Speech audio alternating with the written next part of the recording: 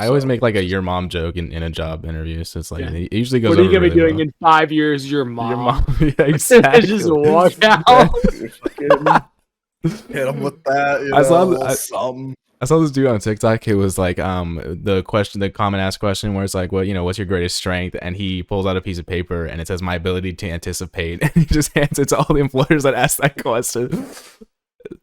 It's really That's funny. actually hilarious. Though. That's really funny. I would hire that guy. Yeah. I saw one similar, and it was the paper said, "The Glock in my backpack. This is a robbery."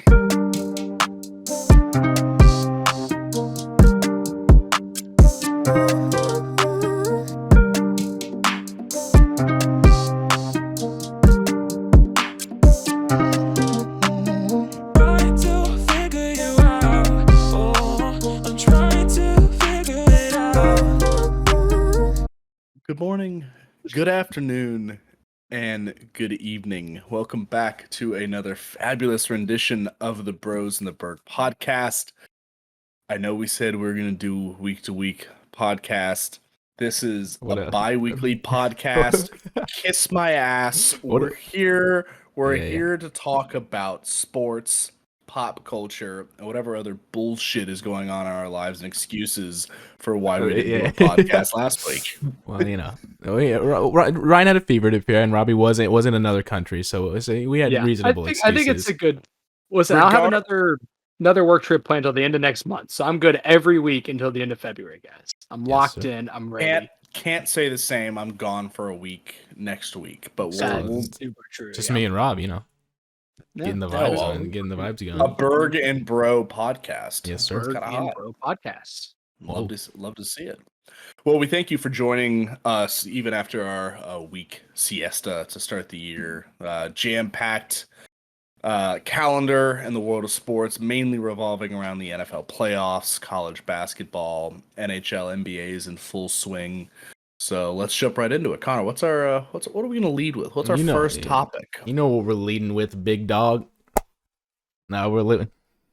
You got to cut that. I don't want that to stay in the pod. Yeah, there better be a fucking 1960s multicolored static, whatever the hell, across my screen if this somehow makes it onto YouTube, which we again apologize for the fucking quality. Connor's is running this through a TI-83. Dude, my computer's not that bad.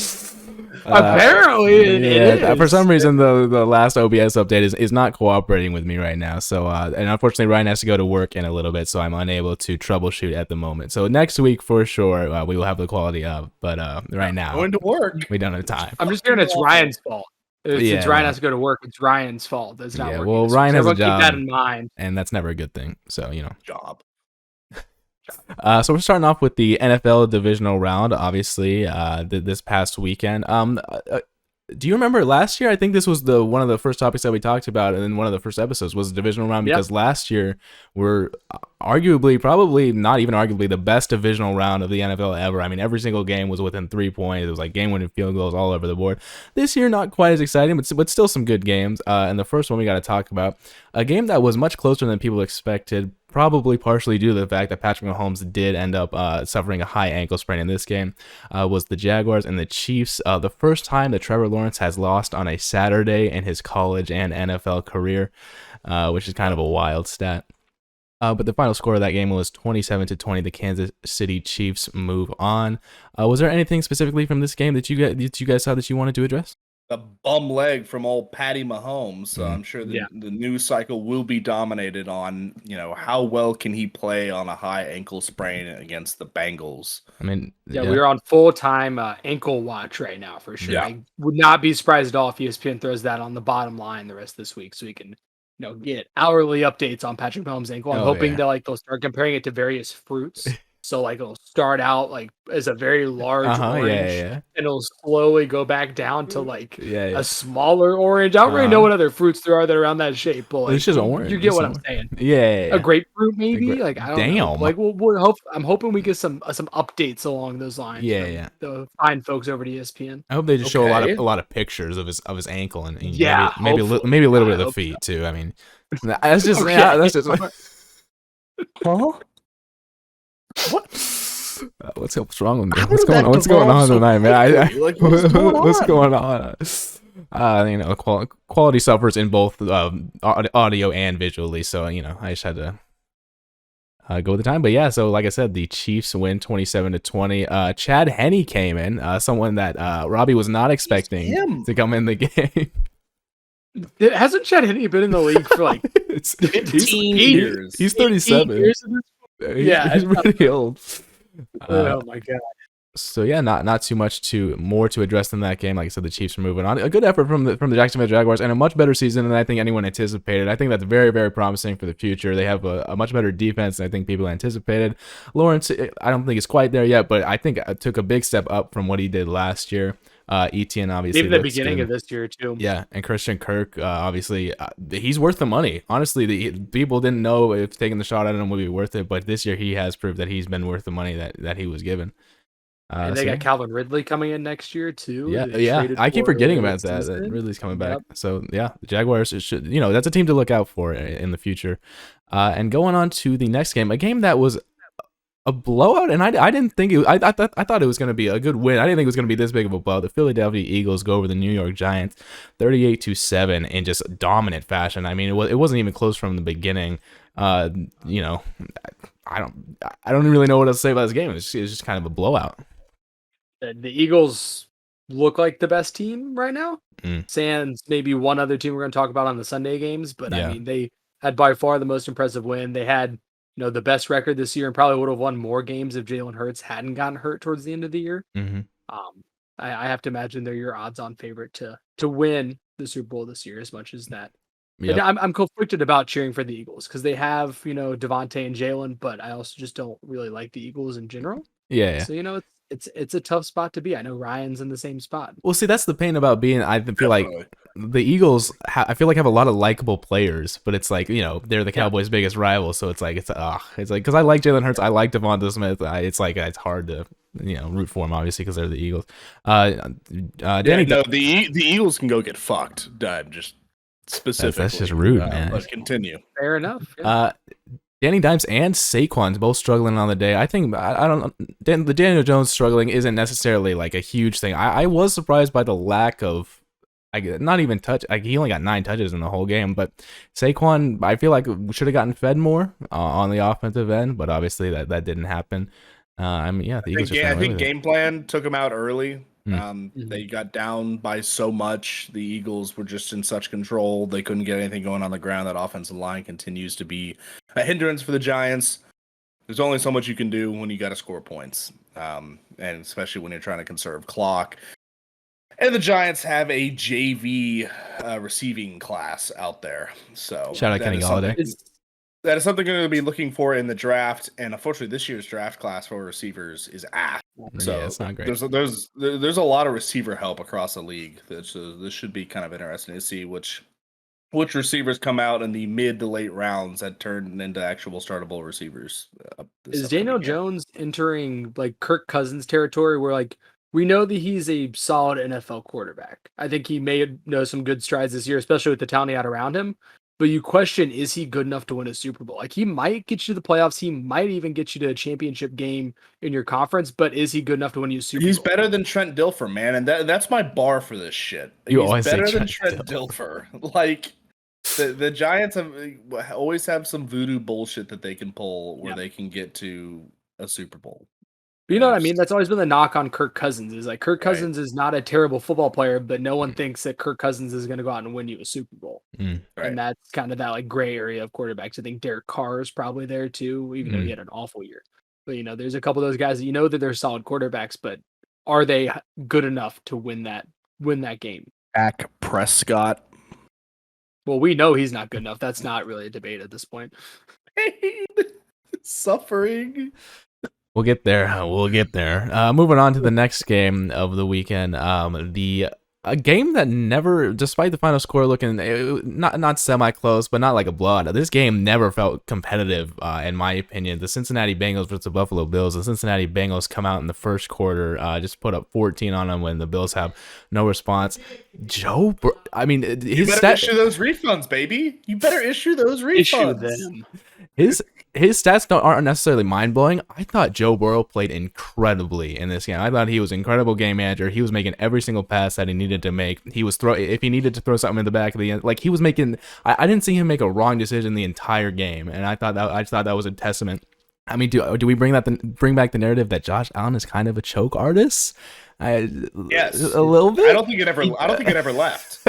He gets a lot of props for a dude that's only made one AFC Championship game and hasn't won one yet. I think this was his fault. I think this game was his fault. This comes up in my segment. Don't you worry. Good. Oh yeah, Ryan has a new segment, so stay tuned for that. Yeah, stay tuned for that. It was weird because like the Bengals seem to have a great like game plan for being in the snow. And the Bengals just seem to say, fuck it, let's throw it deep in the snow anyways, which is just dumb. Like, it just doesn't make any sense. You do that against Buffalo of all teams? Baffling. I did see, though, fun fact. So people were saying, you know, obviously you expect the Bills to be able to play in the snow, whatever. Their indoor practice facility would say differently. They practice inside. Guess who doesn't practice inside? Cincinnati. The Cincinnati Bengals only have an outside practice facility. So guess who's more equipped for the snow than the Buffalo Bills? Cincinnati Bengals. Well, I think the thing that's that's more... why you watch this podcast. Yeah, because analysis like that. Well, I think the thing that's even more encouraging about the Bengals is obviously they went to the Super Bowl last year, and their O-line is better this year. Like, it's not great by any means. Yes. I don't know if it's even they're like banged up. But even then, I think they're still better than last year. Last year, the O-line was god awful. So, I mean, Joe Mixon had a really good game, like I said, and there were quotes after the game that came out from Stephon Diggs about being frustrated about not getting the ball, and apparently he like left the locker room and then came back every second and then left right after. I mean, Josh Allen was very, very good about it in the post game conference about being like, you know, he took responsibility for it, and he said, yeah, we do need to get Stephon the ball more. I mean, but you know, like I said, it's the narrative that Josh Allen's a little bit of a choke artist, Stephon Diggs is a little bit of a diva. It's like Buffalo's just that team that just can't get it done in the playoffs. I don't think those are narratives. I think those are currently both true. And we've known that about Stephon Diggs for a long time. I don't think that's anything new. But just a slight touch on the Bengals line being so banged up. I think Chris Jones will have himself an absolute game next week, and the Chiefs defense will need him to. Yeah. So that's definitely a matchup to watch for him to be disruptive next week. I'm sure he'll be attracting a bunch of double teams. I think we're gonna see a lot of sacks next week. Like, he does not have a playoff sack. Interesting. Chris Jones. That's actually fascinating. All-pro defensive tackle does not have a playoff sack in 14 also defensive games. Tackle. Yeah, but you know, I think he gets one next week. I wonder what the prop line on that one is. That was like that was like that stat when it was like the third to last year Jason Witten's career, and it was like we saw him score a touchdown, and it was like his first playoff reception touchdown in his whole career. Yeah, every Cowboy fan died when they saw that stat. Yeah, no, literally. But I mean, like I said, I think this win proves very well for Cincinnati. I think it looks really good, and I think it obviously raises some question about Buffalo. I mean, do you make a big move in the offseason? What do you do? Because obviously, this is 3 years now that you've been trying this experiment, and you haven't been able to get it done. Well, like, what are you looking for? Like, really? I mean, to win. True. Offensive line, like probably their offensive line was getting killed. Right now, you are in the best the AFC has looked in, like, top end talent wise in decades ever. I mean, like the East in basketball. Maybe like when it was like the Patriots with Tom Brady, the Colts. But that's just one team. That's a dynasty. Okay. But I'm saying those three teams, like those were all very solid teams. Then you have Joe Flacco in there. As Ryan said, that's like, wasn't that like a decade ago? He said multiple decades, but yes. Oh yeah, Manning on the Colts. Yeah, that's what I was thinking of. Yeah. But yeah, so like I said, I think this looks good for Cincinnati. Like I said, I think Joe Burrow was fantastic. I think he maintained his composure very well. Joe Mixon played well. The Cincinnati O-line played well. The D-line played well. They're really, like Robbie said, the game plan was pretty much perfect coming into this game. It didn't look like there were very, very many holes for Cincinnati. So we'll see what happens there. Obviously, the AFC Championship game, they're running it back. It's the Bengals and Chiefs again. So we'll see who comes out on top this time. And coming on to the last game of the divisional round. There's another game. There's one more game. San Francisco 49ers versus the Dallas Cowboys. The final score being 19-12. Something that was just heart dropping as soon as it happened. Brent Maher getting his first point after blocked, and every single Cowboys fan no, he would have missed. Shit was he would have missed. Yeah. It was a shake. But it got blocked. Hey, all props to him. I mean, honestly, at that point, I would have said, "Coach, don't let me go back in." He came back in and he knocked down 2 field goals. And I got respect from the man. I know how hard that must be. I know how hard it must be for people, people around him to trust him. So props to him for coming back in and hitting a 40+ yarder. I mean, props to Brent Maher for doing that. But then the rest of this game happened, and it wasn't great. Dak Prescott coming from arguably the best game of his entire career. Literally one of the best probably the best I've ever seen. I don't know Dak. if it's arguable in terms of like actual impact. He played incredible. On, like, it being a playoff game in Tampa against the GOAT. Mm-hmm. I think it's his best performance. And then you go and lay an absolute fucking egg. You play horrible. Your defense has played well all year. I would say qualifies as a championship caliber defense. I think 100%. The Cowboys defense 100% is good enough to get you to the Super Bowl. Gallup disappeared. Pollard got hurt, had a great season, RIP, especially in a contract year. I feel really bad for him. Yeah. Zeke looks like an overweight tugboat. Zeke is the most overpaid running back in the NFL, and I don't think it's overly close. It's been that way for like 3 years. Yeah. He's the second best running back on his team, and he makes how much money a year? Yeah, like $14-15 million for a position that is replaceable. It's very easily replaceable. 5 years, 95, something like that. Yeah, we didn't re-sign Cooper, but we gave a guy fresh off an ACL tear 5 years, $60 million. It's just and we say all these in terms of like with the Dallas pitfalls, but at the same time, the San Francisco 49ers defense is arguably the best defense in the league. They allowed it was 16 points per game on average. That is ridiculous. That is an insane stat. I mean, the Eagles should be thanking us because we gave them a blueprint on how to slow down the 49ers offense. Yeah. Oh, yeah. Just attack Brock Purdy. Like if you just blitz him constantly, it's a rookie quarterback thing though. It's not even a Brock Purdy thing. It's just those guys get freaked out sometimes. They're gonna have to be able to run the ball to have a chance. I mean, we'll get into that game, but that's what it's gonna come down to. Well, that's what I was confused about in this game specifically. In the first half, it seemed like Dallas had no issue stopping the run, and then the second half, Elijah Mitchell and CMC were running all over us. It's like we just forgot how to stop the run. I don't know if the O-line just kicked into another gear on the side of the 49ers, but we just forgot how to stop the run. I don't know what happened. It's not like your offense was keeping them off the field a whole lot either. True. So, I mean, you're sitting there getting worn out. And Very true. And God, Fred Warner played incredible in this game. I mean, he was manning CD and keeping up with him. I was just like, holy crap! When you have a middle linebacker like that, that's just unfair. And they're 2 of the best linebackers in football. Oh, I know. So it's and then of course, not to mention their defensive line too. Yeah.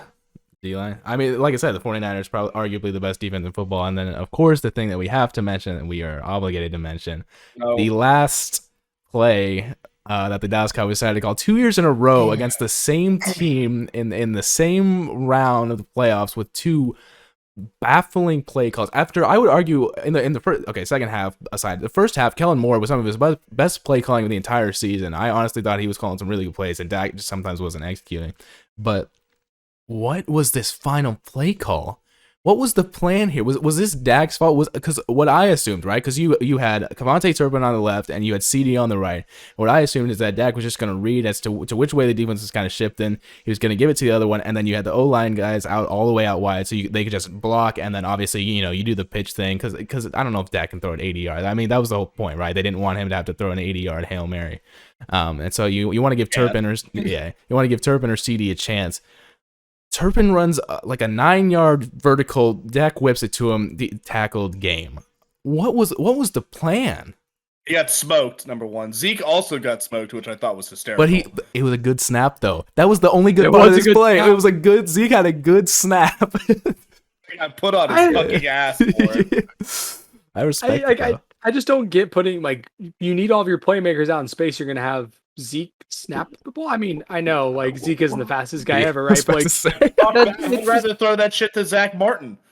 I'd but rather you need Zach Martin have that ball but- downfield. I love But Zach you need him Martin. out there for the laterals and stuff, Yeah, yeah. right? Like you need your guys that can actually catch the ball. You're not gonna throw it to Zach Martin 'cause he's gonna fucking drop it. Okay, let me ask this, right? No. Because Turpin was kind of going to the right-ish. So was the plan like get it to Turpin on a slant or whatever, and then Zeke's It's supposed behind to be him like and a he hook and pushes it to ladder. him? I don't know. Was They that could run a hook and ladder with Zeke from the center? That would have been kind of No. cool. But That- Zeke wouldn't have been able to get out that quick. That's what I'm thinking. No way they think that no one lines up over Zeke Yeah. to try to Right. like Get get a that? bad snap. Are you fucking kidding me? They're putting their best dude on him. I did see someone talk about the play call, and I guess Kellen Moore interviewed for the Panthers head coaching job like not too long Yes. ago. And like, yeah, that took him out of the running right there. That one play is enough to be like, What was what the in the plan? hell? Like what Yeah. was the plan? I don't understand. What was that Dak's fault? Was that Turbin's fault? But even if it was Turbin's fault, why did Dak throw him the ball? McCarthy said something after the game that was like, clearly that was not the plan. Like clearly, I'm sure they had some type of trickery drawn up, but they did not execute whatever they were trying to do. That's got to be like Dak's fault. Why does he has to know that this is the last play of the game? There's 49ers. There's 3 guys right there with Turbin's running. Why do you let go of that ball? Specifically to Turpin. I mean, if you worst comes to worst, you pitch he's it over to about to CD. get fucking pasted all over the field because he's lost his only blocker. Throw it to one of your O-linemen. Like, at least that gives you a chance. Throw it to one of your O-line guys. Which one of them were eligible though? Because Yeah. not all of them can be eligible. I know. It's just it seems like I don't know. Obviously, it had to be a pretty quick decision, but it seems like the decision that was made was obviously not the correct one. Thrown at Kellen Moore's head. Yeah, actually. But once again, the Dallas Cowboys going down to the San Francisco 49ers. The 49ers will come back in the NFC Championship against the Eagles. So yeah, I mean, that was kind of the overview of the games of the weekend. Robbie, do we want to do our little segment about our predictions for I want to do championship weekend? my segment. Oh, I apologize. Do your segment. Well, would you rather do that after we do game predictions? Or you want to do it right now? Right now. Okay, let's do it right now. Welcome to the segment called Over or Under Reactions from every single divisional game. And I have my thoughts listed right here, and I like to share them with my co-host and executive producer. So we're going to start with the first game, the game we just talked about, kind of working backwards. 49ers versus Cowboys. This is for each team in the upcoming year. Brock Purdy should start next year. Over or under reaction? And is there like a correct reaction option? I just want to hear y'all's opinions. You got Garoppolo, you got Trey Lance coming off a serious leg injury. With what Brock Purdy has done, hasn't lost a game, gotten to the conference championship. Should he start, and can he start next year? Yes and yes. Is it an over or under reaction to have that take? I think a slight overreaction. I think there's still going to be... If I'm 49ers, I'm trading away Garoppolo at this point. I mean, I guess we thought they were going to last season. But like, why do you need 3 quarterbacks like you think could start? Obviously, we don't know about Trey Lance. We haven't really seen him that much. But I have to imagine that your quarterback battle is going to be Trey Lance and Brock Purdy next year, right? You would think so. Yeah, you would think. And like, you're not going to bring in another quarterback. You're not going to bring in Rodgers or Brady or whatever. Because why would you? You have these 2 young guys that you're not paying really anything. Brock Purdy, especially, you're not paying him anything. And you can, you gave him the keys to Mercedes, but like he can drive it at least. So, all right. I think overreaction that it's locked, but I understand the sentiment that he should start next year. I don't know if it's an overreaction or underreaction. My thing was specifically from this Cowboys game, and I haven't watched enough of him to really make a fair judgment call. But just like in reference to the Cowboys game, Brock Purdy seems to have a lot of games where his stats don't look that bad, but he really doesn't play that well. Like I didn't think he played very well in that Cowboys game, but he didn't throw an interception. But arguably he should have had 2. Trayvon Diggs dropped that one, and I feel like there if you're looking at stat line, it was 19 of 29 for 214 yards, which is a very serviceable stat line, especially in that offense. We have enough playmakers; they don't need him to throw 3 or 4 touchdowns. I think that's the biggest knock, where it doesn't matter who's driving the damn car because there's just so much talent and weaponry around you. And like teams have to respect CMC, the short pass game, the screen game, like all that kind of stuff. So it's like, and the scheme is going to be good because it's Kyle Shanahan, right? Yeah. So, all right. For the Cowboys' perspective, over under reaction. Kellen Moore has coached his last game as a Dallas offensive coordinator. Overreaction. I think that's an overreaction. I think, like I said, I think Kellen Moore actually wasn't bad, and I think I actually believe McCarthy when he says that was obviously not the plan. I think Kellen Moore actually isn't that bad of an offensive coordinator. I think that's something. I think that honestly, some of this comes down to the players. I mean, last year that was kind of Dak's fault and the Lions' fault for not getting out of the refs' way for for them to touch the ball this year. I believe McCarthy when he said that, and I honestly think that Kellen Moore is not that bad of a coordinator. And obviously Jerry Jones has already vouched his support for McCarthy. He said he's not going to fire him, and I don't see Kellen Moore getting the boot. And that's kind of where this question comes from, because Jones has already gone to bat for McCarthy. Obviously, a 12-5 season, trip to the divisional round is not a bad season. No. But the knock on Moore is he kind of runs a souped up Jason Garrett offense. I'm wondering if a change of scheme is something that would help actually move this offense to the next level, because Dak and everybody seem to have stagnated. So that's kind of where I was going with that. Is it something that maybe Kellen Moore isn't fired per se, that he takes another job? That also kind of that works. I didn't say fired. I said coached his last game as a Cowboys OC. Obviously, I don't think he goes lateral move and becomes an OC for someone else, and I don't think he's going to get an NFL head coach job. He's interviewing for some, but I don't think he's going to get one. But does he get a college head coaching job? Is there one out there that he would take? I don't know. Would he go back and take the Boise head coach job? I don't know if that's open, but something to talk about. I mean, it's like I said, I don't think he's a bad coach. I just honestly, some of the stuff, it's just he's been caught in bad situations, where it's it doesn't even seem like his fault a lot of the time. It's just extenuating circumstances. Him and McCarthy better lock themselves in a room for a week straight and just work on the 2-minute drill. McCarthy has never had time management. That's true. Allergic. He did the same thing in Green Bay. Yeah, allergic to it. And the fact that we had no timeouts on that last drive was here we go. Yeah, and Dalton Schultz. I didn't even mention Dalton Schultz. What a dumbass. He's an unrestricted free agent. He's gone. He's not coming back. That made me so angry. You guys gonna draft a tight end? We have two on the roster. Hey, Jar went to OSU, and one was hurt. He didn't play. Yeah, you're right. They're both serviceable. So drove me nuts. Yeah. It was dude, I know there's no one around you. Get your feet in. That. That frustrated me more than anything else, to be honest. All right, next game, Bengals Bills. For the Bills, this is gonna be a good one. Over underreaction. Bills never won a Super Bowl with Josh Allen as their quarterback. Oh, overreaction. Oh, I'm gonna say over though, but I like that one actually. I do like that. I just think because we talked about how good the AFC is right now. Things just don't line up. Buffalo just allergic to getting to winning the big game. This is the same team that went to 4 Super Bowls in a row and lost all 4 back in the day. Yep. It's the culture. It's a curse. It's literally a curse.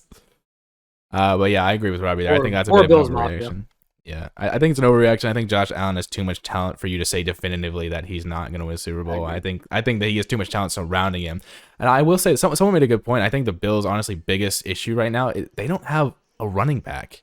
Devin Singletary's fine, but in terms of a solid running back that you can really switch, because everyone knows the Bills are going to throw their pass-heavy offense, but it's you need a guy to switch up the pace and stuff. Devin Singletary's not the answer. Cook has had flashes, but they didn't really give him a great opportunity this year. Yeah. All right. So this one is not necessarily for the Bengals, but it's just kind of got my wheels turning because they've potentially going back to the Super Bowl. But the AFC wins the next 5 Super Bowls. Over or under reaction? Over. I think that's impossible to say that. This isn't the same comparison as the West back in 2010. It's not the same thing. Like the NBA, Western Conference in 2010. I said, it's hard to say that.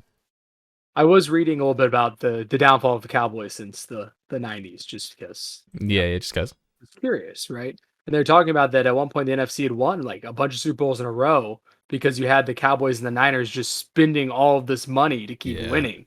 And it was Jerry Jones that actually had the idea for the salary cap because he didn't want contract, not because he wanted teams to be capped, because he didn't want salaries to keep expanding at the rate they work, so he didn't want to pay the players that much. And since Jerry Jones introduced the salary cap, Cowboys haven't looked too good. But you neither here nor there. The NFC did have a run where they won. I can't remember how many it was, but it was a lot of Super Bowls in rows. I'm not saying it's out of the question, but I think in today's NFL, there's so much parity that I would agree it's an overreaction. All right. Next one, Giants and Eagles. Over underreaction. Giants win the division next year. Over.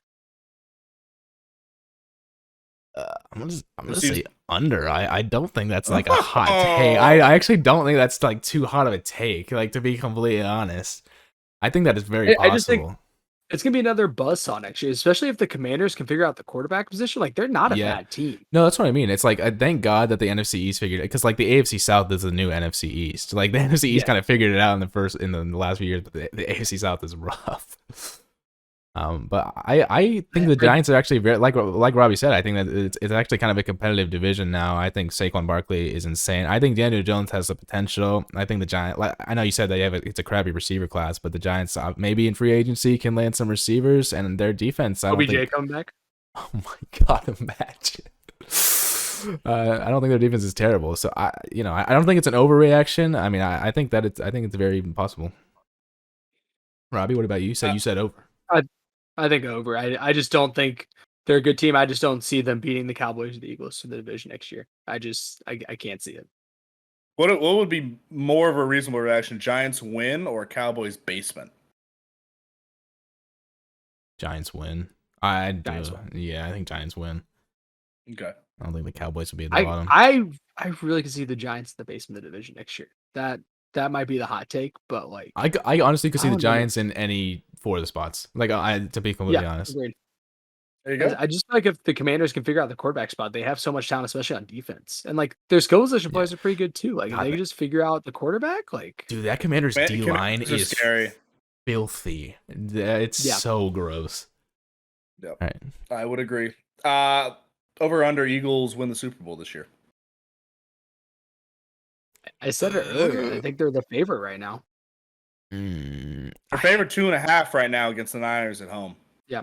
I hate betting against one. I hate betting against Patrick Mahomes. 2, I hate betting against a team that was there last year. So Joe Burrow knows what it's like to be in a Super Bowl now, and pretty much the rest of that team does. And I think that plays a big part, especially in playoff ball, is actually being in those situations, because it's a different atmosphere. I feel like that's what a lot of the players say too. I guess, do you think the Super Bowl is that different from other playoff games? I think there's an aura What's the around Super Bowl it. act this year? Arizona. Rihanna's halftime show. All right, I'm so excited. That's I'm not watching the game for the game. It's for Rihanna. Connor's watching it for the new Eminem commercial and no, the Doritos. There's gonna be a Fire Fansville commercial that I'm hyped up for. The Dr. you're Pepper. so right. Yeah, it's gonna be a really good one. Placement, Rob. Where's it at? Product placement. But but it's not the Pepsi halftime show this year. It's the Apple TV halftime show this year. So it's different branding wise. it does also, it opens up a lot of singers Swift. to have Coke sponsorships. Yeah, that Taylor can now Swift, do yeah. halftime because it's not Pepsi anymore. T Swift, Yeah, 2024 Super Bowl, lock it in. I don't necessarily think it's an overreaction, Ryan, but I don't love betting against, like I said, I don't love betting against Patrick Mahomes or a team that was literally there last year. So Don't forget the Eagles won the Super Bowl not that long ago too. you're right. I mean, but how many of those guys are still there though? Lane Johnson was probably still there. Kelsey, a lot of the offensive line actually probably. Yeah, Fletcher Cox. Yeah, Gax. Gax. It's like South Carolina. Was that the last one, Ryan? No, we hadn't even gotten to the dude. That's the all me. Jags. That's all me. Over under reaction. A lot of these kind of tend towards the over because I'm, just like that. Trevor Lawrence is a top 5 quarterback next year. Overreaction. Oh, way over. You think he's so? Not top 5. No. He's not better than Mahomes, Burrow, or Allen. Or for Herbert. sure. I don't think, or Herbert. Or I think he has a chance to be better than Herbert next year. That's my take. Just because he has shown so much just improvement in his confidence in like the last 6 games of the regular season. The Jags had to go on a fucking tear just to even get in the conversation of being in the playoffs. And then they won a playoff game. You come back from 28 down. They went on a tear against the AFC South. It's still they went on a tear against a bag of wet paper towels. And then they beat the Chargers team, and then 3-14, and then get to the divisional round of the AFC playoffs, right? I'm just saying. Do you think Trevor Lawrence is better than Jalen? I don't think he's even better than Jalen Hurts. I think Trevor takes a big step next year. I give can you see top it. 10. I just don't think I can give you top 5. Yeah, I'm with Robbie. I can give you top 10. I can't give you top 5. I just don't see it because I don't see any of those guys falling off too hard. But maybe besides Herbert might lose weaponry because obviously Keenan Allen and Austin Eckler are kind of old, so they might not Williams, be as good. even I don't know if you. He's actually older too. To be fair, yeah. Let's not I know that they won that Chargers game, but let's not forget they threw 4 picks and a half. Like, I know that they won that game. Oh my god! Did you see He's that? playing the Chargers. Stat? We're talking about choke artists outside of the Bills. Chargers are right there, man. I mean, wait. Listen, this stat makes it's an ESPN stat, but this stat makes so much sense. They showed it at the end of the game. It was like the first playoff game or whatever, or like in that round specifically, where a quarterback has thrown 4 touchdowns and 4 interceptions, and the last one to do that was Ben Roethlisberger in 2020. Yeah, that does It makes so much sense. What is Trevor Lawrence's ceiling? Is it Ben Roethlisberger? Is it higher? I think it's higher. Peyton Manning. Yeah, agreed. I think he's more of a Manning. He's more of a Manning, yeah, than a Ben Roethlisberger. Absolute ceiling is Peyton Manning. Yeah, just the way he plays.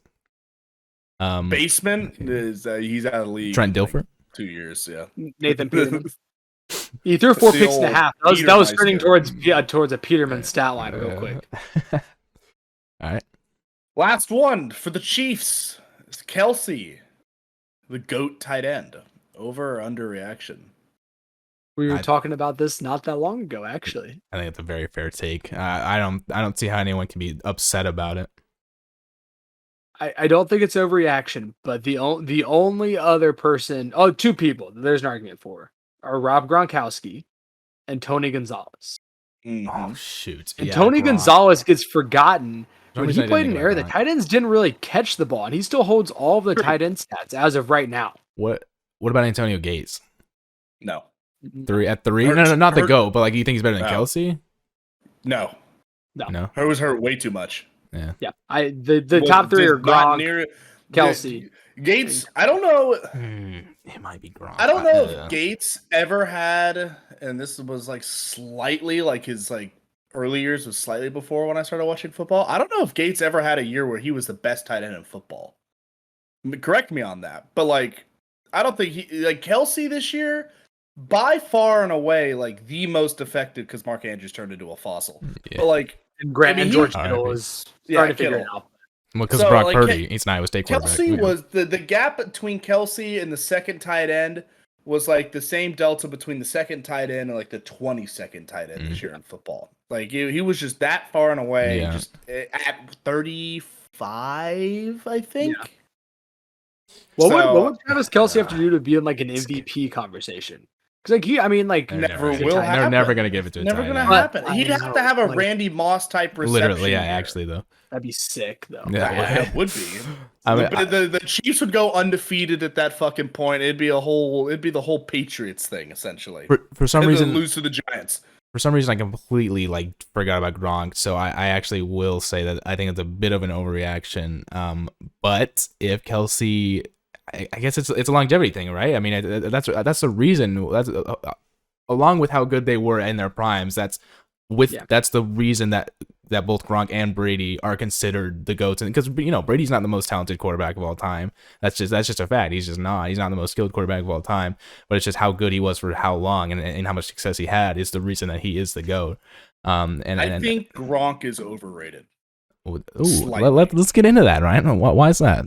I think Tony Gonzalez is better than Gronk all time. Number one, because of the fact of the era that he played in. Right?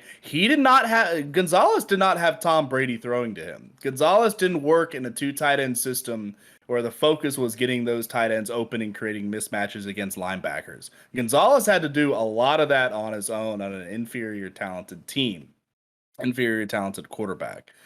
Gronk, on the other hand, obviously, when he played, was the best tight end in the league, but he didn't have as long of a prime. He didn't play as long. He was very, very good. I don't think he's as good or holds GOAT candle status to Gonzalez. So in all-time tight end receiving yards, you want to hear the top 5? Please. Yeah. Number 1 is Tony Gonzalez at 15,000. Jason Witten is number 2 at 13,000. Shout out. So much garbage time. So much. Antonio Gates at 11,000, Yeah. Travis Kelce at 10,000, and Shannon Sharp. Yeah, see, like Almost He's almost Shannon Sharp's bum ass off the NBA court. I'm so tired of his ass. What are we doing? I hated with that. T. Morant. Yeah, it didn't make That any was sense. ridiculous. Oh my, sorry. That was... Gronk is 6th, but let's also dive into receiving yards per game. Yeah, because that's Gronk fair. obviously didn't play very long. Kelsey's number 1 is 71.8. Wait, I'm sorry. I don't think that's overly surprising. Does this include playoffs? Yes. Okay. So Kelsey's at 71.8. Gronk is at 64.9. And then Kelsey averages 72. That's actually insane. Three, That's actually three crazy. is Kellen Winslow at 61. I actually know that name. Yeah. Winslow's him. Yeah. And then Tony Gonzalez at 56. Damn, Kelsey's at 72. He averages 72. That's what I'm saying. That's Gronk actually is insane. slightly overrated. I can see that. I'll give you that take now. Bro, people just like it because of the spike that he does, and when he scores, everyone's like, ah. See, I mean, dude, he's a Terminator, right? Oh, like, yeah. size-wise, like just athletic prowess, totally. I think, but again, he played with the GOAT every single season. I think people also thought that he like cemented his legacy after last year because he literally came out of retirement and was still one of the most dominant tight ends in football, and it was kind of insane how good he was last year at his age and And how he still banged up might he come was. back next year. No, that's what I'm saying. It's like I think people just felt like he cemented his legacy. So I'm leaning more towards neutral towards that take, but I don't mind. I don't mind Kelsey. I think Kelsey has a ways to go to catch Tony Gonzalez. That's just, That's the kind of vein I'm on. All right. I think Kelsey's number 2. I think solidly number 2 at this point, though. Well, this also could be just showing our eras because obviously, I'm a little bit younger than you guys, and I obviously Gronk was much more familiar to me than Tony Gonzalez was. So it's kind of that whole thing, right? People that grew up more We didn't recently. really watch prime Gonzalez play. Yeah, That was what, fair, 90s? early 2000s, I think. Yeah. Come on now. Yeah. No, sorry. Come on now. I'm sorry. That was a good segment. I like that. Yeah, that concludes the over-under reaction takes. That's fine. We'll change it up, maybe do it in the NBA. I don't know. Fuck around. It's And Ryan's now it's segment. time to do Wait. real I'm sorry. over-unders. I have 2 headlines before we do, just quick ones. So as Ryan mentioned earlier in the Dallas Cowboys 49ers game, Tony Pollard did unfortunately broke his leg. He suffered a break of his fibula. He's gonna need surgery. So obviously prayers up to him. He had an incredible season, kind of a breakout season that the Cowboys kind of needed after Zeke's been struggling a little bit. So shout out to Tony Pollard. He breaks his leg on an unrestricted free agent contract year. Yeah. In a time where running backs are underpaid compared to a lot of other people. Yeah. So I'm interested to see how cheap the Cowboys can keep him. I'm curious. I think that'll be a big offseason story. Obviously, we wish all the best to They're him talking about in his franchise recovery. tagging him at one point. Who? Oh, franchise tagging him? Mhm. I don't know if he's worth that much.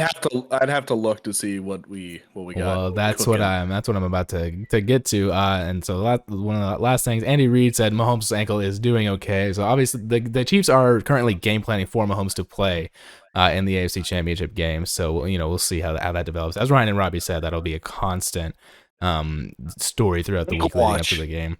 And so basically here are Dallas's, and this was the last thing I wanted to mention because obviously Ryan and I are Dallas Cowboys fans. So Dallas's key unrestricted free agents for this winter: tight end Dalton Schultz, Tony Pollard, Donovan Wilson, the safety, Leighton Vander Esch, must keep, would franchise tag. Connor McGovern, who's also another good O lineman. Yeah. Anthony Brown, get him off. Get his stupid ass out of here. Cooper Rush, who I personally would franchise tag, but I understand, not. He's so easily replaceable, though. I'm kidding. What is that? That better be a fake take. Holy shit. Linebacker Anthony Barr. Keep. DN Dante Fowler. Probably keep. Wide receiver Noah Brown, who actually has been pretty decent this year. I don't mind Noah Brown. Depends what he wants. T.Y. Hilton, who we only signed this. out. Damn. And defensive tackle Jonathan Hankins. So those are the unrestricted free agents for Dallas this year. So yeah. All of them. So Robbie, we can get into the conference championship predictions. Please inform us of the lines, the spreads, the over-unders, what may have you. Well, first I have to do the overall standings in the playoffs right now, of course. This is what I get for taking the we both went 2-6. No, you went that was 2-6 too? abysmal. I went 2-6 on went- some bullshit. Y'all both went 2-6. So Overall standings so far, last week I went 4-4. I'm now sitting at 10-10 overall. I did take note of the Instagram poll that no one voted for my picks, and I am not writing back. Just keep that in mind. Jesus. Connor went 2-6 last week and now stands at 8-12, and God, Ryan I'm also fucking 2-6 last week at 6-14. Fade me. Ryan, Someone fade my picks. hey, if I miss all my picks this week and you hit all yours, we're tied. I mean, we're right there back together. So just keep that in mind. Oh, okay, Dad. So you might want to fade me on every pick just for funsies, just. All right, so let's start with the 3:00 game this Sunday, January 29th in the year of our Lord 2023. We have the 49ers playing at the Philadelphia Eagles. The line is -2.5. The over/under is 45.5. I'm sorry. Can you repeat the details one more time? The line is Eagles -2.5, and the over/under is 45.5. See, I feel like it's always like you want to go under with the NFC and like over with the AFC. I feel like this year that just seems to be what the vibe is. Obviously, the Niners and Cowboys hit the under. The Eagles put 38 on their own last week. But the under also still hit. The over/under is 48. The Giants put up 7. 2.5. That's a good line. Because I can see the Niners winning. I can. I really can. I'm gonna say it. I'm gonna say this is where the Eagles' dream stops. I'm gonna say the Niners beat them. I'm gonna say the Niners cover. I'm gonna go under. I think the Niners defense goes nuts. I really think I don't think Jalen Hurts plays bad, but I just don't think that he'll be enough to overcome the Fred Warner and the crew. So that's what I got. Those are both good though. That's hard. That's a hard one. Vegas knows things. Eagles win. I think the Eagles secondary is too much for Brock Purdy. I think Darius Slay has a day. Fair. I think Are you taking them to cover as well? Yeah, they're gonna take the cover. 3, yeah, we'll take the cover. We'll take the cover. We'll take the under. I think there's a lot of defense played. Yeah, I think that the San Fran defense makes Jalen throw it more. I'm interested to see the health on AJ Brown, who was questionable as well. So I think it's an under. I think it's probably like a 24 like 13 game, maybe 24 like 17. So this could low-key be like a terrible game. Like this could like literally just be really like punts, boring. punt. Like this, I could see it just being that. Robbie, what about you? I'm also gonna take the Eagles to win. I just think they look like the best team right now. Yeah. I think they're gonna get to Brock Purdy a lot. The only way the Niners win is if they just run the ball down their throats, in which case the under is gonna hit. They will. I think the over is gonna hit. Oh, I gotta go against the grain a little bit. It feels like one of those like the under has to hit, which means in my mind the over is gonna hit. I think the Eagles get up early. I think they start to let the Niners sling it around a little bit. I think they score to try to catch up, and I think the over ends up hitting really close to the end of the game. Nice. All right. I like it. AFC. Sorry, I'm also writing down our picks because last time I'd like sit through the podcast and figure out. Who would want to do that? Why would you want to listen to it? Right, I know. Why would you want to listen to this podcast? So this is an interesting line because the Chiefs actually opened as favorites, but as of right now, 11:19 Eastern Standard Time on Monday, January 23rd, the Bengals are -1, and the over/under is. I'm looking at 1.5 right now. Okay, we can take 1.5. That way we can have a push. That'd be more fun. And that over/under is what? 47. Over. I'm just. You're guessing Mahomes plays and you take the over. Yeah. I think that's how this rolls. Agreed. I feel like if you think Mahomes is going to play, which I guess like I said the Chiefs are game planning for, then you have to take the over.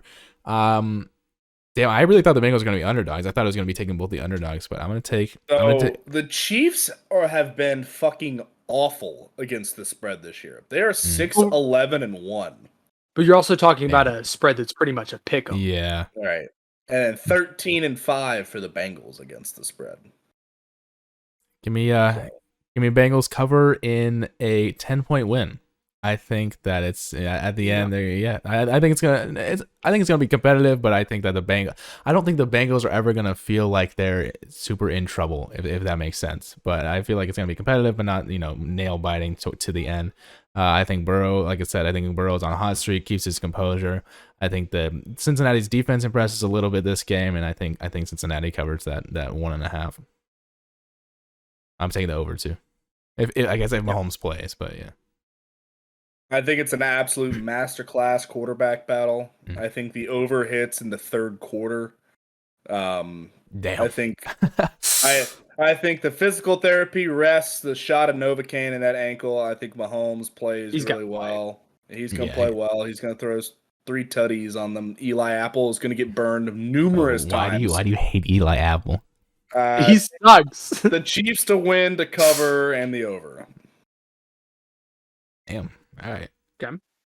Ryan and I going opposite on the winners.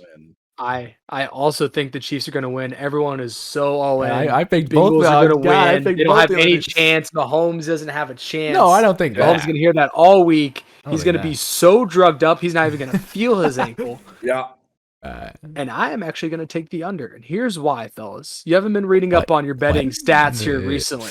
Yeah. Know those 3 games that the Bengals and Chiefs have played here recently? The under's hit in all of those games.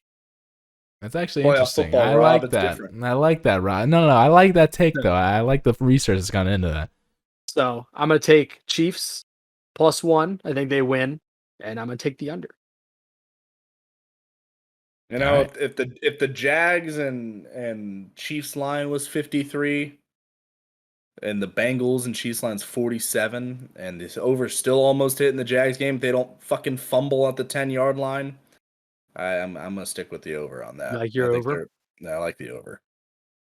I'm really going against the grain on this. I think it's a sucker's line, but I think I'm still taking the over. So I got different picks from you guys. You guys have more similar picks than I got, but I'm interested to see what happens. Yeah, because you're a stupid bitch. What happens? Connor, we're literally different. We're literally different on every pick. No, I so like if one of us goes 4-0, the other one's in deep. Pick who to fade, guys. No, I like it. Fade Rob, fade Cotter. Yeah. They're all gonna pick to fade me again, yeah. and they're gonna be fucking wrong again for the second straight week. So we hope we'll put out another poll on Instagram. We hope you enjoyed those segments, especially Ryan's new segment. We were not aware of what it was going to be. He just said, "Hey guys, I got a new segment," and then he just went in with it. Gone anywhere. we didn't know what was going on. I'm just glad that I asked some questions that actually generated some kind of thought. Yeah. As I was reading, you finally did something. All overreactions. Yeah. There's not a lot of thought behind these eyes. Let me tell you that much. But they did. So cute. True. Thank you. So yeah, moving on from the NFL, obviously that's dominated. Literally, it's been 50 minutes, so we should probably move on to another topic. No one cares. There's no other sports going on. This is an American sports podcast. All right, yeah, you're right. Well, these of the NBA and NHL, the NBA is happening right now. So that's what I'm moving on to next. NBA standings. So just going through like some of the surprises, some of what we expected. Obviously, the Kings at the 3rd spot in the Western Conference, Sacramento. Again, like, we mentioned this before, but coming out of nowhere with just a performance and a half, Domantas Sabonis and De'Aaron Fox leading the charge. So it's exciting. It's exciting to see those guys. Oh, hi, cat! Like cute little cat there on the screen for you guys. What the cat doing? And pretty much everything is kind of shaping up the way that probably most people expected it to be. The Nuggets are sitting at a very pretty 33-14. Obviously, Jokic leading the charge there. I mean, I think this raises the question. It's not going to happen, but would it be justified if Jokic won back-to-back MVPs? I mean, it won't happen, I feel like, because whether you want to call it voter fatigue or whether you want to call it you feel like someone else may be better this season. I mean, but when you have a record like that at this point in the season, and let me pull up his stats real quick, but what do you guys think about Jokic? I want to call myself out. My stat about the Chiefs Bengals was wrong. Inherently incorrect. Oh, no. I'm just going to stick with it anyways. But yeah, Jokic averaging 25, 11, and 10 on the season with the 33 and whatever I just said record. Like I said, I don't think he's going to win MVP. I think it's a case of voters fatigue at this point. They wanted to give it to someone else, especially after 2 back-to-back MVPs with Giannis and Jokic. But it's hard to say that he doesn't deserve it, leading the charge in the West, especially with that stat line. But yeah, in the West, everything's kind of shaping up as you would expect, except for the Warriors are in the 10th spot at 23 and 24, not performing to expectations, especially being the defending champs. The T-Wolves doesn't matter as long as they get in. Yeah, they just need to be in. Experience. Yeah. That's the scariest 100%. Draw for somebody. 100%. Whatever poor 1 seed pulls. Yeah, actually. But yeah, I mean, so the Grizzlies are at 2, the Kings are at 3, the Pelicans are at 4. I mean, we've said on this podcast we said it multiple times last year. The Pelicans were scary at full health. I mean, that Zion's back. That team's scary.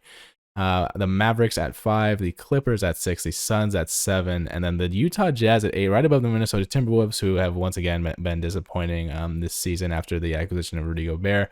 And at the bottom of the West, in sweepstakes for Victor Wembanyama, the Houston Rockets sitting at 11 and 36. I don't know if you guys saw, but John Wall recently went on a podcast or some sort of interview and just tore the Rockets to shreds in terms of how he was talking with Braun. Yeah, was he? I thought it was like another podcast he was doing. But it was a podcast with Braun on it, I'm pretty sure. Oh, well, he was kind of tearing the organization to shreds, talking crap about crap is relative term. Just talking about like Jalen Green and Kevin Porter Jr., 2 of the young guys on the Rockets, and how basically he told them, he's like, man, the way that y'all do things down here, if you did that in other teams, like you'd be out of the league. Like it just surprised him, how much there's a lack of discipline and everything. So I just thought it was an interesting little tidbit from John Wall. I've heard that, and I actually watched something similar with CP3. Fuck him, by the way. But he shared a very similar experience with hating the Rockets, but then anybody that you talk to in the league that's played for the Oklahoma City Thunder have nothing but positive things to say about the Thunder. The Thunder is probably one of the most respected, revered teams in the league from a player perspective, and it's funny for just 2 teams that are just kind of been ass for the last couple years. Yeah. To have those just countercultures to each other. And obviously the Thunder have probably one of the highest ceilings in the league right now with some of their young guys, some of their rookies. So they'll be a fun team to watch. The Rockets are just free falling, and then they're going to somehow screw up Wembanyama. Well, that's an indication of the front office. I mean, don't you think? Because people argue that Billy Donovan is a good GM, especially with the amount of picks that he's managed to acquire through all the trades and stuff. And I don't even know the Rockets GM's name, and I feel like that's a bit of a problem of how little management they seem to have at the top. But in terms of the NBA and the Eastern Conference, things are looking. Billy Donovan is not the Thunder's GM. Or not Billy Donovan. It's What's his Sam name? Presti. Thank you, Jesus. Sorry. Yeah. That's what I meant. But yeah, looking at the East, kind of like I said again, how you expect. Celtics at 1, Sixers at 2, Bucks at 3, the Nets at 4. The Nets looking, guys. The Nets are looking pretty good. I don't want to hear it. No, the but Nets are looking pretty good. Don't care. 29 and 17. I'm just saying. Did not ask. The Cavs are 29 and 19 with Donovan Mitchell leading the charge. I think we talked about it last time, but obviously 71-point performance the other night, the largest since Kobe Bryant's 81. Incredible what he's doing there in Cleveland. Mid. You say Donovan Mitchell's mid? He's probably the best shooting guard in the league. It was a joke. The Heat at 6, the New York Knicks at 7. The Knicks kind of flying under the radar for being relatively successful at the moment, and then the Hawks at 8. The Pacers have kind of fallen off at 9. They're still in the play-in picture, so there's always that. But the Hawks are also starting to turn around too. It seems like DeJounte and Trey are figuring out Trey's finally playing a little bit better too. Yeah. And again, in the Victor Wembanyama sweepstakes, the Pistons sit at 12 and 37, only 1 game ahead of the Houston Rockets, even though the Pistons have more talent than the Rockets. So they are literally tanking so hard. They are trying. Where the Hornets. It's so gross. The Hornets currently sit at 14, 2 games ahead of the Pistons at 13 and 34. We're in it. Let's go. And LaMelo just got hurt too, so that's even better for. Shut him down for the season, honestly. Yeah, just shut him down. So You yeah, need your tank commander though. I saw Like like that a Kemba. graph the other day of like the offensive and defensive value added, like for everyone on the Hornets roster is like an axis, and you had like the fourth quadrant where everyone was negative, and almost everyone on the Hornets was in that fourth quadrant where both their offensive and defensive contribution negative.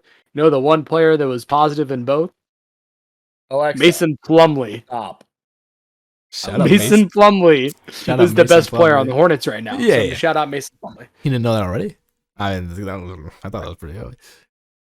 But yeah, moving on from the standings, the one headline I have, this was a recent trade. Rui Hachimura has been traded to the LA Lakers for Kendrick Nunn and 3 second-round picks. This was a trade between the Los Angeles Lakers and the Washington Wizards. A lot of people in the comments kind of surprised that the Lakers are willing to give up 3 second-round picks. It seems like a lot of picks. It kind of is. But I saw a lot of people saying they kind of fleeced him. I struggle to understand it from both sides, to be completely fair, because the Wizards aren't good, and especially like Porzingis is now out for like a month because he hurt himself again. Shocker. Dingus Ping is out for a little. You just call him Dingus Pingus? No, Tingus. That's what Ryan used to call it. Dingus Pingus. One of my favorite NBA videos of all time is the fucking Knicks guy who's at the NBA draft and they announce like the New York Knicks select fucking Kristaps. Who the fuck is that? Dingus Pinkus, I ain't never heard of the guy. He goes on a fucking the most New York rant. He's hammered, just like lobbing slurs. Like they're definitely like ethnic Eastern European slurs, and I'm just like Bing bong. yeah, precisely. Same type of energy, yeah. Yeah. So that's where Tingus Pingus comes from. Yeah. Understood. Thank you for that lore up. That was I awesome. not heard that. I'm glad. But yeah, like I said, I struggle to understand this from the perspective of the Wizards, primarily from the fact that they're not good, and that Rui Hachimura really is a young guy and is kind of raw talent, has a lot of potential. To really grow into a lot of his talents. And so why are you trading young talent away for Kendrick Nunn and second rounders, which really aren't guaranteed at all in terms of how they're going to pan out? I don't know. I saw this trade. Remember that like Thunder and Rockets trade that we absolutely. No, this is a little better. This is a little better than that. It is, but to me, it was also like, okay, like maybe this makes the Lakers better. maybe. Yeah, no, I agree. And like for the Wizards, like, cool, you get the Lakers like third string guard and 3 second-round picks, so you can get more roster filler. Like half those guys are gonna end up in the fucking G League. The second round picks is from 2028, they're bad. 2029. No, they're terrible. Yeah, they're like not good picks. So, but like Robbie, you said, I think this is the trade just for the Lakers to stay in the headlines. That's my thought on it. Well, just it's for like the Lakers to be relevant. But he's gonna start. Did Lee GM request this? Late GM, yeah, maybe Rui Hachimura. But like, I mean, if you look at the Lakers, because I watched them the other night, it's 3 out of those 5 guys on the starting lineup would not be starting anywhere, like most other places in the NBA. They're just playing with bums. No, that's what I'm saying. It's like, and the man is balling right now. Yeah, he's 30. He's averaging 35 over his last 11 games. He's gonna pass Kareem in like the next 2 months.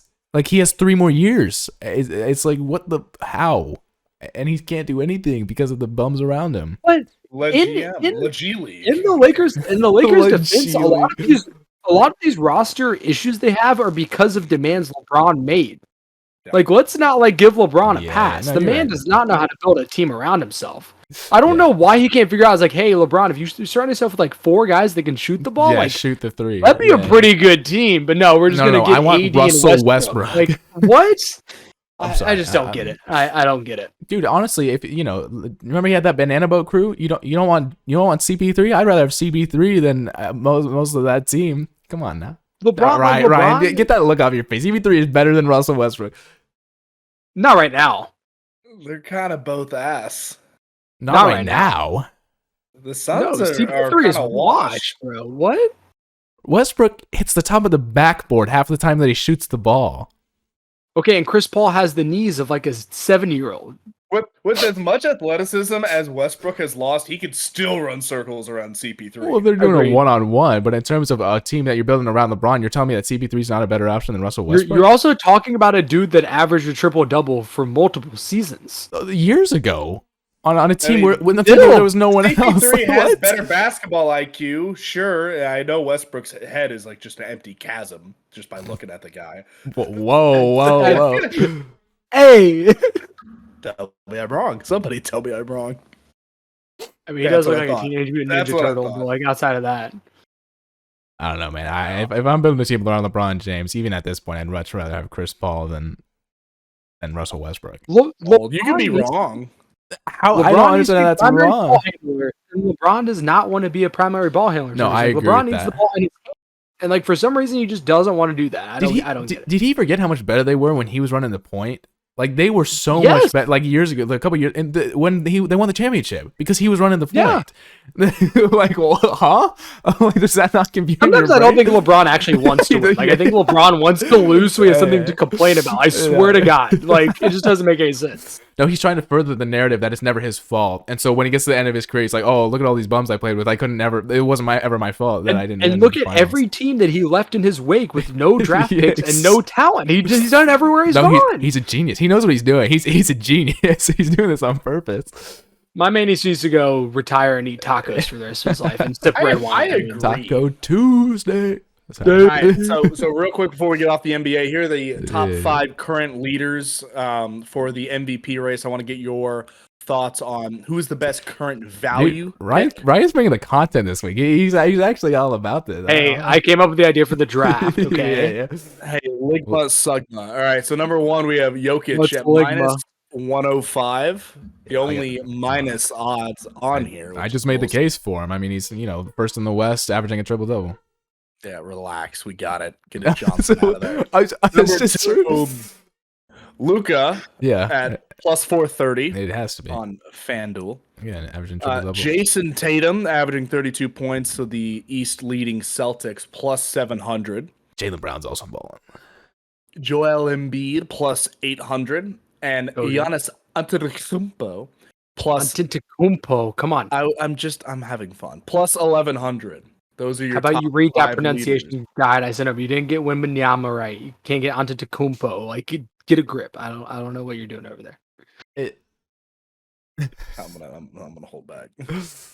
See, I think who do we like? Where does the money go? See, the problem with this award is that it's not the name needs to be changed. Like there needs to be 2 awards, because if we're going most valuable, this isn't even like, I'm not saying this even from the perspective of like a delusional just because I'm a Mavericks fan. Luka Doncic is the most valuable player to his team. Have you seen how the Mavericks play when he's not on the court? They are terrible. It's a G League. It's a G League team. Are terrible. It's legitimately a G League team without Luka. And it's like there's no other player that, like, Giannis is great. Like I said, Jokic is great, but it's not even close to me in terms of who the most valuable player is. The only other 2 that like are in that same category, I feel like the Sixers would be really fucking bad without Joel Embiid. Like they'd be really fucking bad. Yeah, but at least Tyrese Maxey, Harden's okay at least, but like you don't have anybody on those levels on the Mavs. Those guys are so much better because of Joel Embiid. You're telling me if they ran Mason Plumlee at the 5 and not Joel Embiid, that wouldn't be like a bottom 5? You just said Mason Plumlee was the best player in the Hornets, so I don't hear any slander. Yeah, they're third to last in the league. That's not saying a lot. And then same thing with the Bucks. Like I know the Bucks have Holiday and they have Middleton, but like and Lopez is pretty decent. Without Giannis? No, it's not even close. It's not even close. Still make the playoffs without Giannis. Yes, maybe. They at least make the play in. What do you mean? Yes, baby? They do. They do. Go Porter. Dude, I am just bringing discussion. I have absolutely no dog in this fight because Mason Plumlee's not up there for whatever reason. The Mavs are Bobcats level without Luka. No, they're not that bad. No, they're not. That was outrageous. No, that was you didn't have to live. You didn't have to live through that. Okay, Robbie knows about the Bobcats. That's on me, guys. I'm sorry. But you just got upset because I came at your boy like that, so you just came at me. I don't even. I wasn't right. I don't even think that's from like a Mavericks fan's perspective. The Mavericks are bad. They are a bad team without Luka Doncic, and I don't think you can call any of these other teams bad without those players. But like I said, the argument is Jokic has a triple double. They're the first in the West, and we're approaching the All-Star break, and I don't see them really necessarily slowing down. Tatum's going crazy, but again, Jaylen Brown is playing his Robin to his Batman right beside him. So it's kind of hard to give a guy like that an MVP. I feel like Embiid. It seems like And he might be one of those guys who never wins it. It feels like he's that kind of player to me, where he's just always in the top Perennial 3, but he top never 5. wins it. Yeah, exactly. Yep. He just seems like he's gonna be that kind of guy. And then the fifth was Giannis. Yeah, Giannis. maybe, but like Ryan said, there are a lot of pieces around him, and he won back-to-back ones not too long ago. I don't think Tatum ever wins one. I think if he's gonna win one, it would be this year. But because the Celtics are again top of the East, he's scoring like I think his best scoring rate he's ever had. But I could see him going to another team. I could honestly see him going to another team and maybe being the best player by far and getting an MVP. Can we briefly talk about how upsetting it is how good Boston sports teams are? Like, yeah, it's been a theme for like multiple decades. Ever since like it's just not fair. It's not fair. The Bruins have by far the best record in the NHL as well, and then you have the Celtics leading these. Like, stop it, stop it, Boston. I'm talking to you. Stop being good. I'm really sick and tired of it. They have a team every single year that gets to like the semifinals of whatever professional fucking playoff game. I don't know. I just had a stroke. Just to round off the MVP discussion, if it was up to me, try not to come at this from a biased perspective. And if the Mavs continue on kind of the same, obviously being a winning team, they have to be a winning team at the end of the season. Maybe in top 6. They're allergic to winning away from the American Airlines Center, by the way. Top 6, and if Luka continues on the path that he does, I feel like you have to give it to Luka. I just do that. That's what I feel like. Ryan, how much more time do you got? I'm just gonna be late to work. All right. I do need to go to bed somewhat soon. Shut up. We can kind of bust through the rest of these. Pause. Bite me, like. Sorry. I will. So yeah, we can move on from the NBA real quick. We're gonna talk about college basketball real quickly. Just because. Ooh, hold on. I have the top 25. Where did the top 25 go? Let's go. So I guess the biggest, at the current moment, the biggest news story has to do with one of the blue bloods, Kansas. Kansas currently, most recently they lost to Kansas State by 2 points in that little battle, and then they got blown out by TCU at Kansas at home. And then they just lost to Baylor in Waco tonight. Did they really? I did not even see that. Well, there you go. What's going on, boys? Kansas is at number 9 after losing those 2 games. Where do they fall now? Out. Who do they play this weekend? Damn near. They got Kentucky this weekend. Speaking of struggling blue bloods, yeah. A stoppable force versus a movable object, if you will. I love that. But yeah, I mean, Kansas obviously in a little bit of a concerning spot. And then the other most notable news story, number 1 Houston loses to unranked Temple. You do not see that very often, especially in college basketball. The number 1 team going down to the unranked, unless it's like March Madness or something like that. But that's another interesting one. I do think Houston's a little overrated, and I say that as them being Alabama's best win at the moment. Yeah. Both of our losses have also kind of fallen off. Like UConn's kind of shit the bed recently. Gonzaga's there, but they're definitely not the Gonzaga. They lost to Loyola Marymount last week at home. Their first loss at home in over 5 years. Yeah. Fucking wild. Yeah. So in terms of college basketball, that's pretty much all that I have. Alabama number 2. Gotta throw that out there. There you go. Yeah. Rat poison. Rat poison. Who cares where you're ranked? No, here's the more important stat. We've won every SEC game by at least 10 points. 7-0 in the conference. I think our average margin of victory is close to 20. Biggest test by far on our schedule is at Auburn, February 11th, and then at Tennessee, February 15th, back to back. 100%. If we win one of 2, we'll be chilling. Yeah. And we just don't lose stupid games, then we'll be like a number 1 seed in the tournament. It'll be really exciting. I feel like I have to give a shout out to the women's side of college basketball real quick. South Carolina. It is not even close in terms of the competition of the women's side. There has been more parity this year, I will say. Usually, like Ryan has said this before, it's typically like the top 5 teams, and then it falls off a cliff in terms of quality and talent on the women's side of college basketball. This year, there is some more competition, but South Carolina is just running through everybody. And a stat that I just saw on ESPN, this is the first time in the history of the women's top 25 where a Texas team has not been ranked at all in the top 25. So that's a little bit of an such an ESPN stat. Baylor is like falling off a cliff. Yeah, no, they have. It's kind of been shocking how much it's been. But yeah, moving on. Hey, we're getting a vote, Rob, for women's basketball. We got a vote to be in the top 25. There it is. Okay, let's go. Basketball school. So yeah, and then so some miscellaneous headlines. Robbie, maybe you can provide some more insight on this. Obviously, I kind of just saw the headline, and Ray was so the Live Golf Championship is moving to Saudi Arabia. Obviously, it kind of originated. That's kind of the whole point was from Saudi Arabia. Is there anything that you can say in reference to that, Robbie? I really don't care. I spent exactly 0 minutes of my life watching the Live Golf Tour last year, and I am gonna swear on this podcast that that's not going to change this year. I really don't care. Those guys are just playing to make a lot of money, which good for them. But like, I don't particularly care to watch. There you go. You're here from Robbie. Two UFC headlines, something we don't usually cover, but something I gotta say real quick. So it was being advertised all over the place. So excuse me, Jamal Hill beats Glover. I think it's Teixeira. I don't know. Teixeira? Is that how you say it? I'm just thinking like the baseball player Mark Teixeira. Oh. All right, well, Teixeira, number 1, you casual, Jesus Christ! Oh yeah, yikes! So close. Y'all don't know how to say Mark Teixeira's name?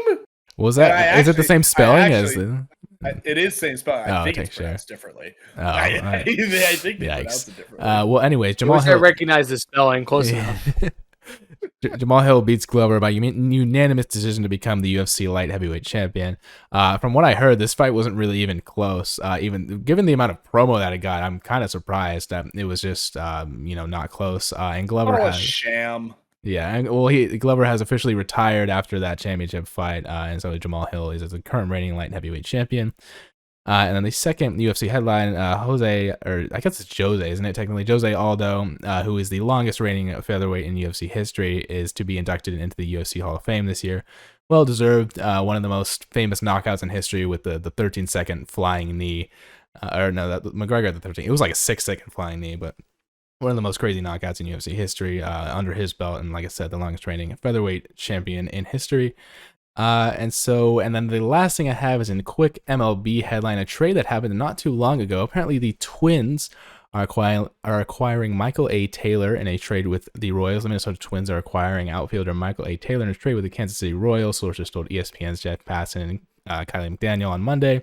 An elite defensive center fielder and former Gold Glove Award winner, Taylor batted .254 with 9 home runs and 43 RBIs with a .67 OPS in 2022. He's entering his 10th major league season. And so yeah, a pretty big pickup there for the Royals. And can't wait for the Rangers to suck ass again this year. They should be better. They should actually be better this year. To be fair, you say that it's just disappointment. I know. Anyways. But I mean, so Ryan, so it's up to you guys if you want to do the draft, or Ryan, if you have to go to work, we can let you go. I'm here, damn it! I still got to make breakfast and all this other shit. Like I'm late. It's cool. We're locked in. I guess we're locked in. Shower. I mean, he's just not gonna go to work. He might just skip. It's gonna be a quick draft too. I think we're only gonna do 3 picks a person. So Robbie, would you like to inform the audience on what you have decided for this draft to be? Yeah. So I was in an aisle at the grocery store the other day, and this just came to me that this would be a great draft for the podcast. So today we're going to be drafting shapes of pasta. Excellent. Noodles. And so we're each going to take our top 3. So, you got to think about it like a 3-on-3 type of setting, not a normal 5-on-5, keep that in mind. That changes up the setting a little bit, but we're going to do a quick pasta shapes draft. I like it. You guys want me to randomize the order real quick? Yeah. Yes, please. Yes, sir. You know it, boy. Relax. Boy. Relax. Boy. I got some sleeper picks. Y'all ain't ready for this. Come on now. God, impossible. I'm locked. All right, we're gonna go Connor, Robbie, Ryan. I got the old snake of poo right there. At Yeah, the you end. do got the snake of poo. You're gonna hate it. Weird. You're gonna hate it, but it's the GOAT. It's the Tom Brady pasta. It's not the most talented, but it is for sure the GOAT. It just has the most awards under its belt. It has the longevity. It's spaghetti. I mean, I think it's the undisputed. I think spaghetti is so overrated. There's so many better long noodle players out there that you could have picked up. In terms, I know he's iconic. Fettuccine, dude, come on. Spaghetti is the veteran. All these other young kids that coming into play, they don't know what spaghetti has done for this league. Connor, this is like if you're doing a fantasy draft and you decide to draft Tom Brady right now, right? Like spaghetti had its day. It's passed, all right? It's been passed up. All right, who's got next? I think it's me. Yeah, I'm gonna go with it. Just a fun pasta shape. Everyone likes this pasta shape. Gives you a really good texture to it too. I'm gonna go with rotini. Yeah, I don't mind it. I don't mind it. I like it. Love it. It's a little thick for me. It's fun. See, I love. Who doesn't like it? I love fun. pasta salad, and rotini It's is a really girthy good lad. It's 100% salad. a girthy lad. Yeah. All right.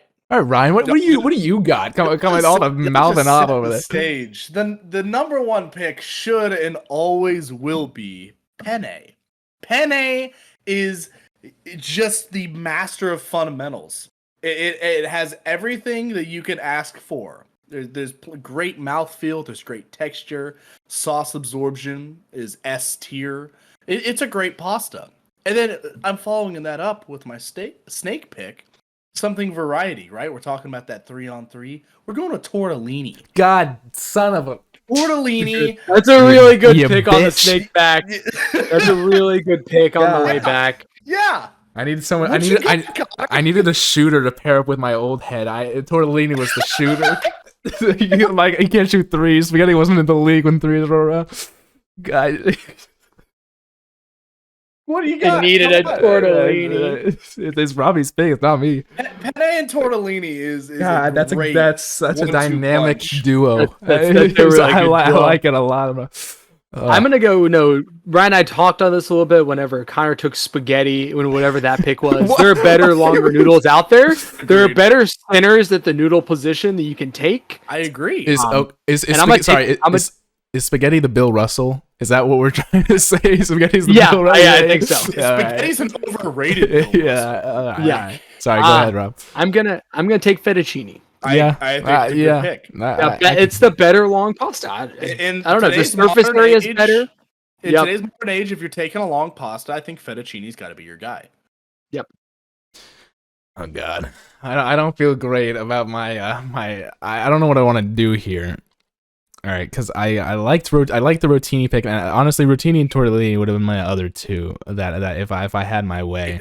He's scrambling. We're only on the second pick. It's a nightmare draft scenario for the GM. Yeah. Imagine if we'd gone 5 deep. Connor'd be out. Connor would have retired from his GM spot. Just because it's similar enough to rotini, I'm gonna go with fusilli. It's just kind of a longer. Can you describe that to me? Because I don't know. Can you look into your camera and spell that? Yeah, fusilli. You look back down. Rotini. It's just like a longer rotini. Essentially, it's kind of a similar vibe. So I really wanted rotini, so I just chose the worst option. I'm gonna be honest, Connor. That feels like a stretch. Like it feels like the player you wanted wasn't on the board, and you went too far down your draft board to get the guy that you kind of wanted. I'm gonna be honest. That's how it feels right now. That's let's see what the dartboard has in store for me. Literally. Okay, here's one of the arguments is like lasagna is one of my favorite foods of all time, but lasagna noodles only have one purpose. So it's like lasagna can only do one thing, right? fair. It's like Kyle Korver, like he's there to do one thing, and that's he's done. Like you know But what he's you're good getting. at it. That's a great analogy. It's a fantastic analogy. Right, that's a good. But he's good at it. That's a good point. You've redeemed yourself with that take, though. Yeah. I'm here for it. All right, Connor, for your third and final pick. Jesus, do I take Kyle Korver? Connor's gonna leave so many great options for us on the comeback. Oh man, God, Torlin was a good one. You idiot. They're so versatile. Here's so I think that elbow suffers the same thing as lasagna, where it's like mac and cheese. There's the player, and that's like I feel like there's not a lot that you can do with elbow. In all honesty, You can use elbow and other things. but I feel like it's not as popular, right? I mean, he's at home down in Detroit. You move to Chicago, nobody likes him. It's kind of I'm killing right. Yeah? Sent me. Holy shit.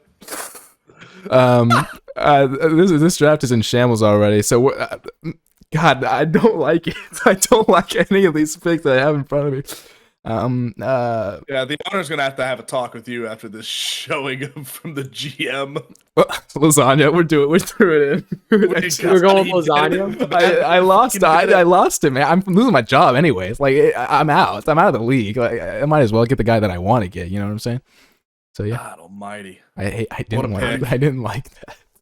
Like, I'm really between a couple right now, guys. Right, I'm really. yeah. Connor So, left a lot on the board for me. I disagree you're with right. the take that macaroni is a only one, dish athlete. I really think it has more uses than that. I Okay. think it can be a great in Alright. pasta dishes as well. Your scouts, But I'm gonna, I think I'm gonna keep my team fun. My team's been really fun so far. I think we're gonna keep that going. We're gonna go with the bow tie pasta. Yeah, We're just a fun team. We got a lot of different guys that they work well together. They all come together. The bow tie's a diva. Like he thinks he's it, but he's not. Like he's fine. He's Stephon Diggs. He's Stephon Diggs. Yeah, no, you're right. Yeah. I feel Bow it. tie, pun intended, is tough to chew sometimes. Yeah, the taste is kind of weird. I'm just hearing you have weak teeth. All of my picks, Brian's like, it's too chewy. I can't do it. Yes, I can't do it. I want to say too, if you're going for like butter noodles, I think bow tie is up there for the best, just like butter noodles. Like you just throw some butter and some salt and pepper Flavor in there. absorption bow tie is up there. I mean, it's good for that. So you had fettuccine, and who was the other one? Rotini. Okay. Rotini and penne boys. are pretty close to each other, so I agree. I feel you in that one. Okay. I didn't want to go ziti because I feel like ziti and penne are really close together. I really like a good big ziti, but I think those are too close together. Yeah. Ryan, it's a big one. Who's the last pick of the draft? So the back-to-back with the penne, with being the nice and the fundamentals, can really do a lot of things. Then all the way at the other end of the spectrum with the tortellini, I think we have to go back again, follow some basics, follow some classic pasta strategy. Fundamentals. I think we go with linguine. I think it's a nice in between fettuccine and spaghetti noodle, right? I think you kind of get the best of both worlds in there.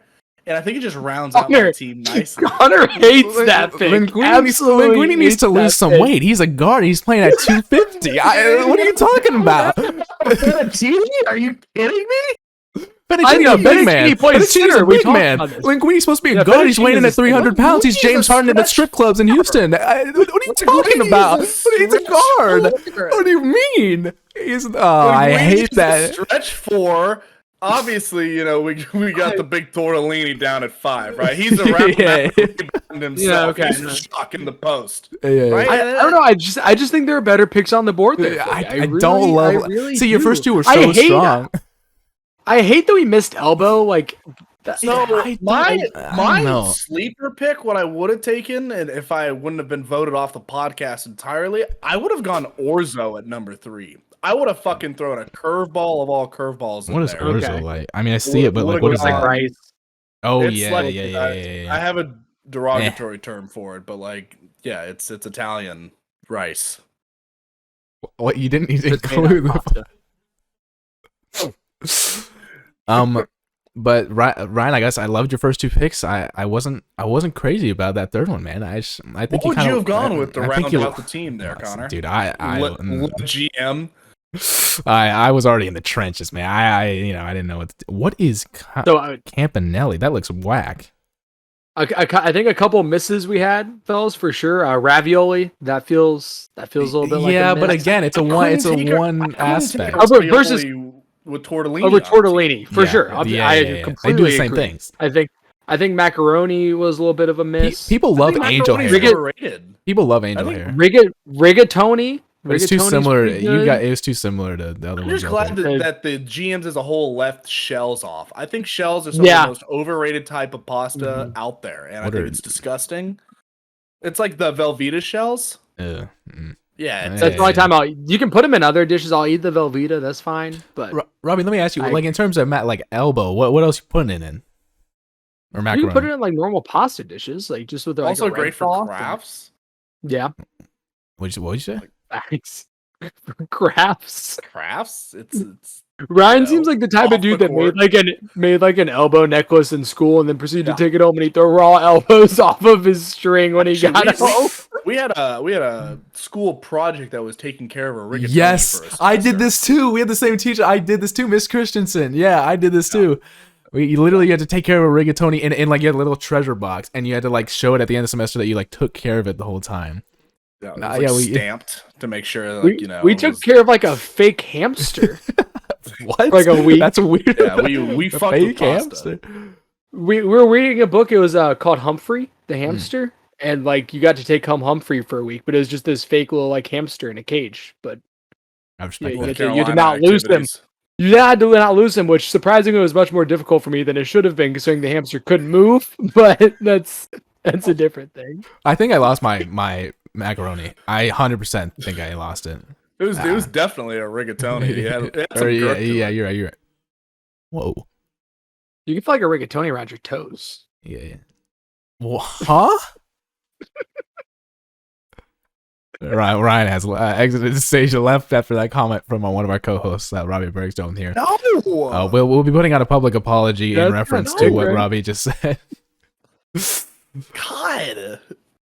See, I think you guys need to do the analogy thing more, because I think it's hilarious whenever people draft like pastas and start comparing it to an actual like player. I love doing guys on Instagram that really do that well. Yeah, no, it's the shout out those two guys. It's Breadbasket official. It's Danny and I can't remember what his brother's name is, but they're hilarious. I love their drafts. Shout out them. That's definitely. I think the draft inspiration comes from them. Dude, have you seen them with? It's one of the most recent ones. He threw a flag and then he challenged it and then he went to the booth. He's like it overturned. It's so funny. We're gonna. He's like you want VAR? Danny also does like pre-game interviees. Like Danny's gonna ask about his crush. They do like fake stats for like his stats. How many times he's got rejected? Yeah, it's very funny. You know, we had about 15 damn she bads. It was a good stat line, not my best, but we should do like fake interviews or something one podcast. That'd be funny. But yeah, I mean that's all I had in terms of headlines, and obviously that was our draft. Is there anything else that you boys want to address? I think we're good. I think Ryan's got to maybe get to work in the next hour and a half. Maybe we'll see how that plays out. And I'm gonna hit the hay here. So all right, we ready to sign off? Absolutely, yeah. Sign us off, Mr. Borgstone. For myself and Ryan and Connor, thank you for listening to us compare pasta shapes to NBA players. We hope that you enjoyed this week's podcast. Please follow us on Instagram.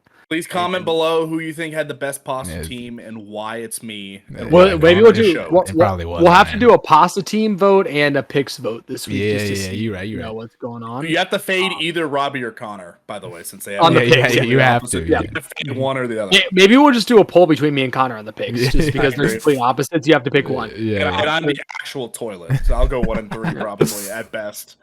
For the bros in the Berg, we appreciate you listening, and we'll see you next week. Please gamble responsibly. But you. Not next week, but you know.